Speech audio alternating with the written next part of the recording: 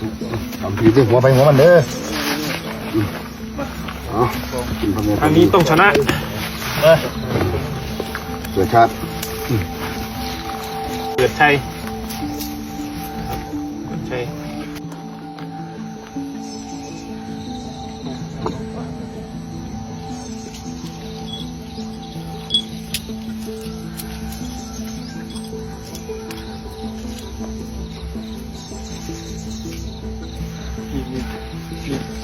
หายไปเลยเรียนรู้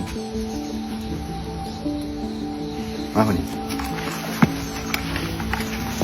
พ่อแม่เขามีปกปักรักษาอาหารลายเรือนลายที่เรื่อยหลดใครฝึกจิตใครฝึกลายนอกประเทศชาติเขามันสิไปทำทีเรื่องหัวไปหัวมันเด้อกินพะเมีย อันนี้ต้องชนะ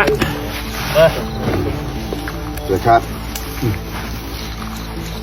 เนี่ยตอนนี้นะปฏิตามปองลูกหลานทุกคนมาเด้อสาธุของผู้ประโยชน์ในรบครั้งนี้ให้เกิดชัยเกิดชัยชนะครับ